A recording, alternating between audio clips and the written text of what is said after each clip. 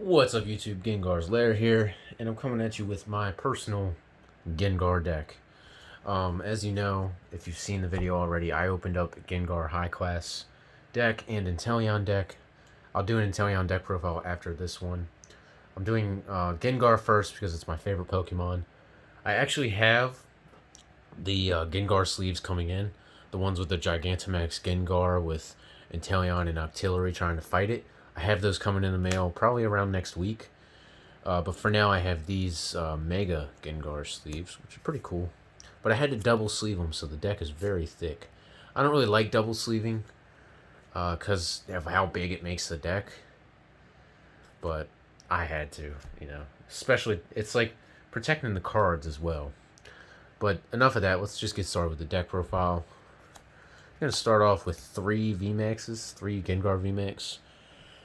And it's in Japanese, yes. So I will translate it for you. Of course, Gengar V-MAX evolves from Gengar V, 320 health, single strike. That's what Ichigeki is single strike.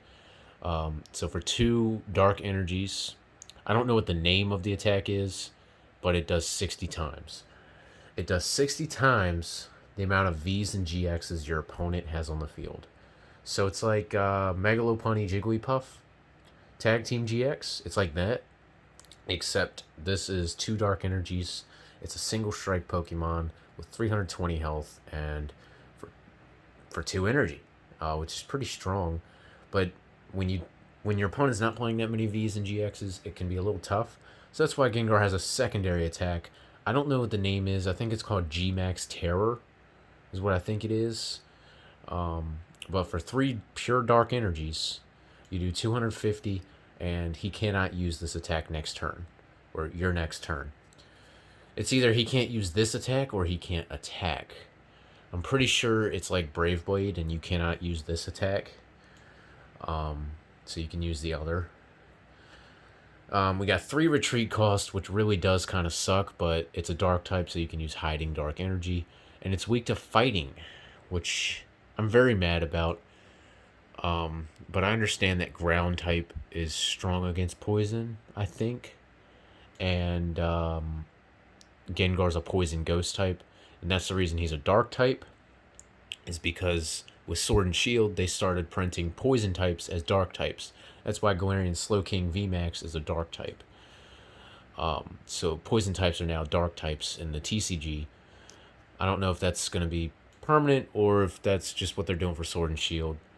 But we've got Gengar V-MAX looking beautiful, my favorite Pokemon. And yes, I do have the alternative art, but that thing is not going in a deck. That thing's going in my binder, double sleeved, and it's not going anywhere.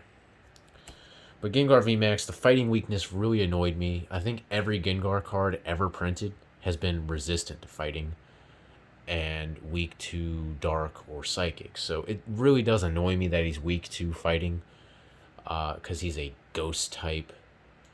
But because fighting is called fighting and not like ground or earth type, like I always think when someone says fighting energy or fighting type, I always think literal fighting.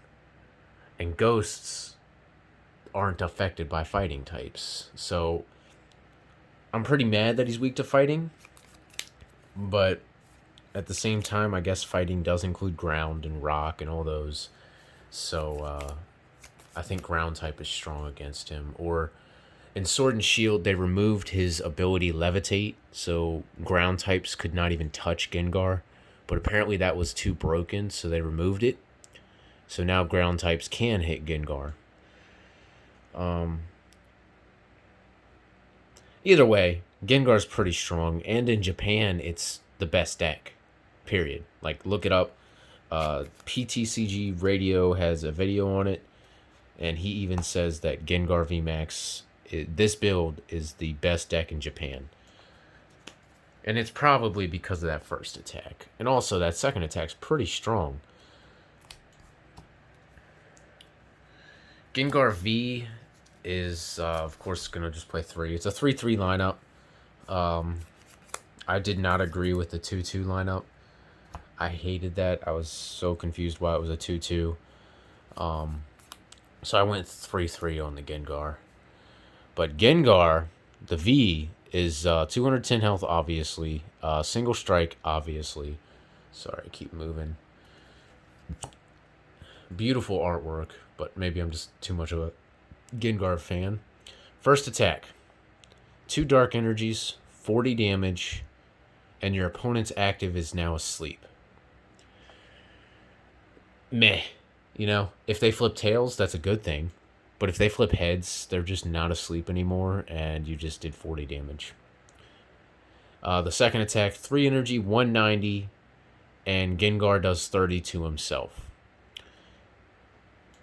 You know, 190 knocks out V's, some V's, like support V's, it knocks out Dedene's. 190's quite a bit, actually, especially with a single strike deck, because you can boost that damage very high with Gengar. So that 190 can be 210, 230, and even 250, which on a V, being able to one-shot Pikarom without Big Charm, yeah, pretty good.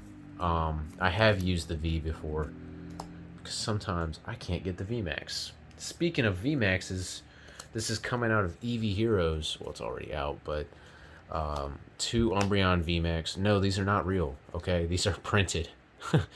This is not the real alternative art. I am not that... No, that's like $400 for one. I only printed the alternative art because why not? I mean, I'm printing a card. But Umbreon V-MAX is basically like Lycanroc GX, except this one's single strike. This one's dark. And this one's broken. 2 retreat cost, very good. Weak to grass. Thank you. Now we have a fighting weak and a grass weak. So you don't auto lose to your weakness, which is pretty popular, Urshifu and Galarian Zapdos. Umbreon comes in there and saves. Now you may be like, what? Umbreon, well, 3 energy, 160, what? Yeah. It's a single striker. So you can boost the damage with the strong energy or whatever the hell it's called. I always just say strong energy, 20 more damage for each. And it takes 3 energy. So you could put, you know, an extra 60 damage doing 220 damage.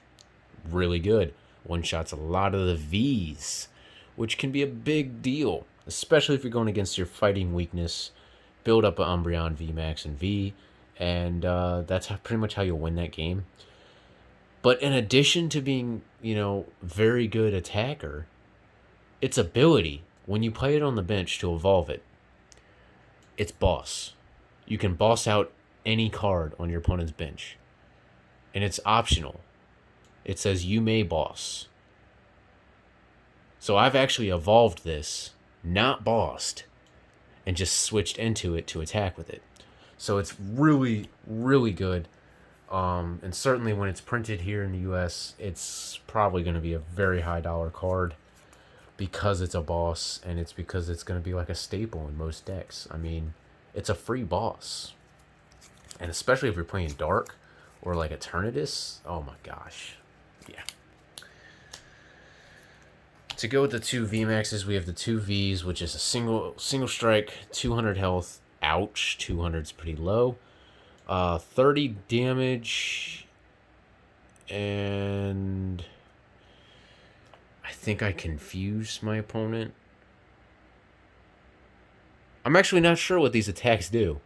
I know the second one is if Umbreon V has damage counters on it, this attack does 80 more damage. So, 3 energy, 80 base. If it has damage counters on it, it does 160. Crazy. I mean, it's very good, and you can just see how this is really just adding up to be broken. I forgot what the first attack does. I'm sorry. Gonna have to look it up on Cerebi.net if you want to find out. And then something that I added in here is 1 single strike Urshifu. And the reason I did this is because you can hit fighting weakness. Now, if you don't have an Urshifu V, you could easily put in 1 Stonjourner single strike. Stonjourner for 3 energy, 120, and he can't use Giga Hammer next turn, whatever. He's a single striker. He is a backup attacker, and in the games where your opponent's weak to fighting, like Eternatus or maybe a Gengar as well, Stonjourner becomes another attacker. I opted to take Stonjourner out and put in Single Strike Urshifu because literally this card's only used for the fighting weakness, and I'd rather do, I'd rather do a lot more damage. This is 180. This is only 120. So fighting weakness with 2 strong energies. Okay, quick math. 160. Okay, I guess. Okay. I forgot that, strong energies add extra damage to Stonjourner. Let me know in the comments which one I should put in. I had Stonjourner in here for a while. I might put it back in now. But let me know, because they both take the same energy requirements like that, except this one can be more useful because I can't use laser focus because I don't have fighting energies. So it's a back and forth battle. I mean, this will one-shot an E-turn. This will also one-shot an E-turn. So now that I think about it, maybe this is the better option. Let me know in the comments. For now, it's Single Strike Urshifu. I put it in there because he has more health. And I thought about more damage as well. Because when you're not going against your weakness, I mean, you don't really want one card in your deck that's dead. So, I don't know.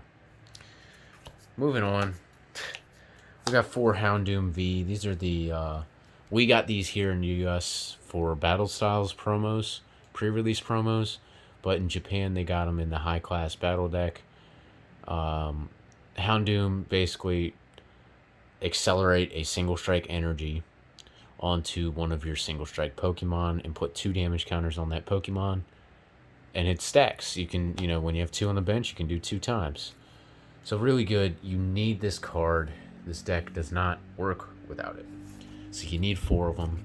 And also it's discardable with Tower of Darkness. So late game or mid game, you can discard it and be fine. I mean, once you get 2 on the bench, you're really kind of set. And to go with the Houndoom, you got the 4 Houndour.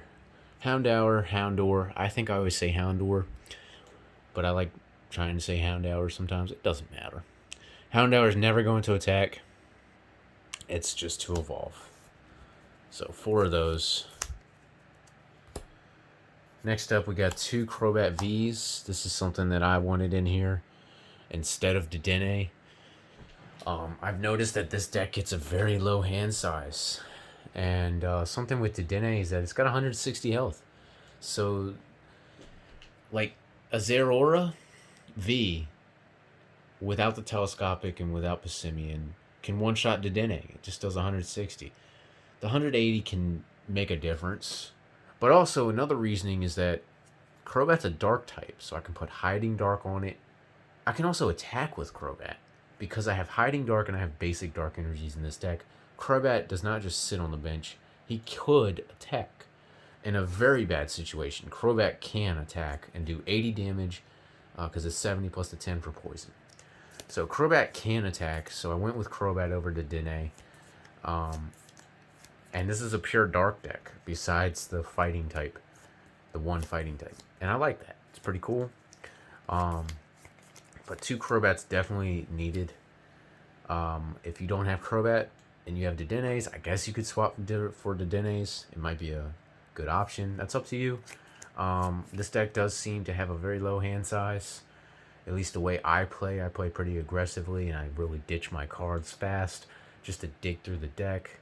So Crobat comes in clutch a lot, and it's another attacker. On to trainer cards. Only 2 boss, and you may be wondering, whoa, only 2 boss. What's wrong with you? Why aren't you playing 3 at least? Umbreon V-MAX is a boss. There you go. There's your reason. 2 boss. You need 2. You can't put 1 boss in there. Basically, this deck plays 4 bosses orders, but 2 of them are supporters. Gonna have the 3 Marnie. Marnie, pretty good for hand disruption on your opponent, and draw power as well for you.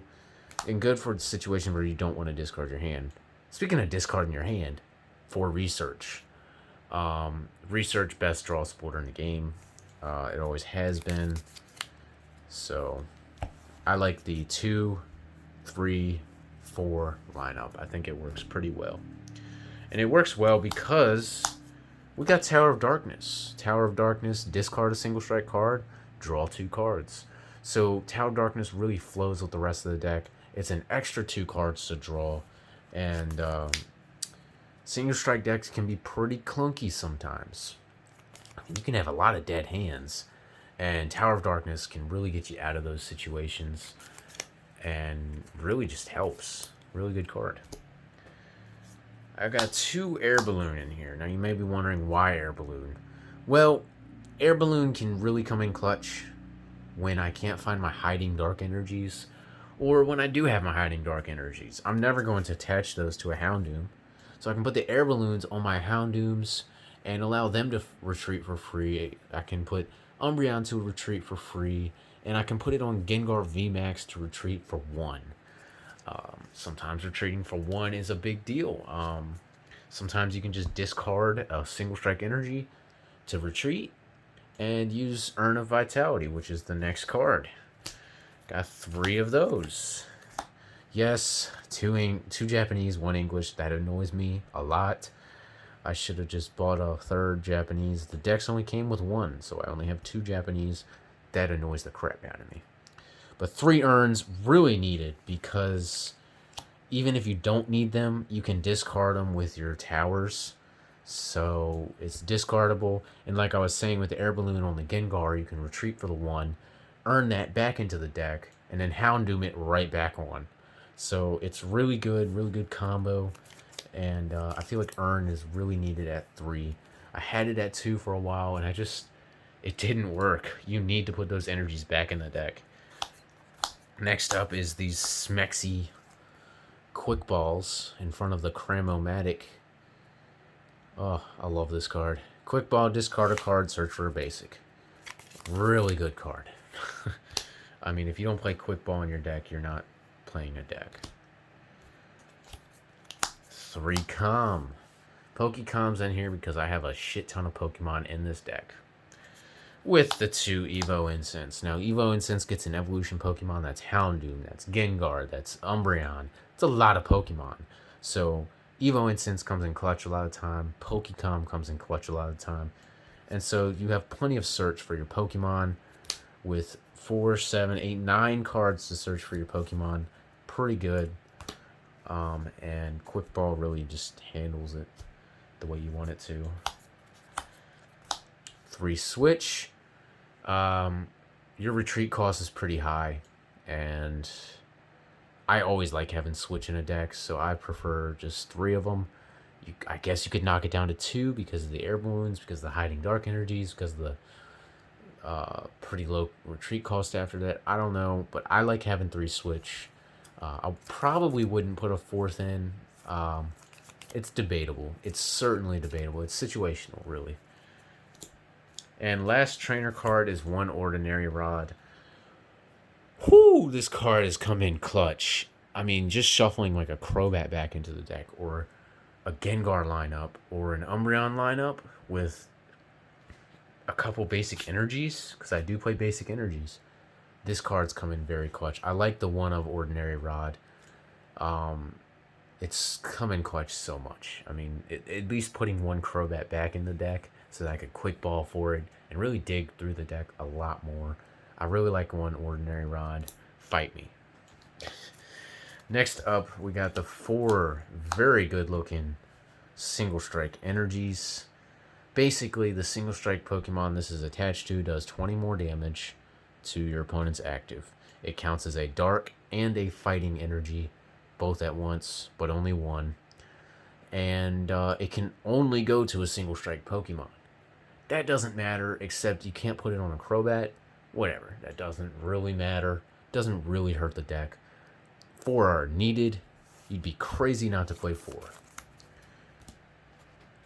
Next up, 2 Hiding Dark Energies. Hiding Dark, when you attach it to a Dark Pokemon, that Pokemon now has no retreat cost. So basically, it's an air balloon on a 2 retreat Pokemon. It's really, really good. I pretty much put it on Gengar every time because Gengar can then retreat for free. Because Gengar's got 3 retreat costs. That's very annoying. So 2 hiding darks, very essential. I went and bought Japanese ones because I wanted Japanese ones. And last but not least, 3 basic dark energies. This can come in clutch. Some decks can go heavy on the fan of waves, and I didn't want my deck to be fully reliant solely on special energies, because there is a Dusk Noir that shuts down special energies. So 3 dark energies, it's fine. I mean, you can put it at Crobat, and you can pay other attack costs with it. I like it at 3, is basically what I'm saying. Let me know what you think of this Gengar deck. Pretty much the only thing I'm back and forth on is that... Where's he at? At Urshifu. That's about the only thing I'm back and forth on. Whether or not I want it to be Urshifu or Stonejourner. Or maybe in the future we get a better single strike Pokemon. But I like having the fighting weakness in this deck. It just works. Let me know in the comments what you think of this deck. I know I love this deck. I know this deck's really good. I know in Japan this deck is top tier, if not the best deck over there. Thank you for watching, and this has been Gengar's Lair. I mean, what do you want from me? I know what you want. Again, an Inteleon deck profile. I got that too, because I finished it. It's really good and really fun. I love it. Next video. Thanks for watching, and I'll see you in the next one.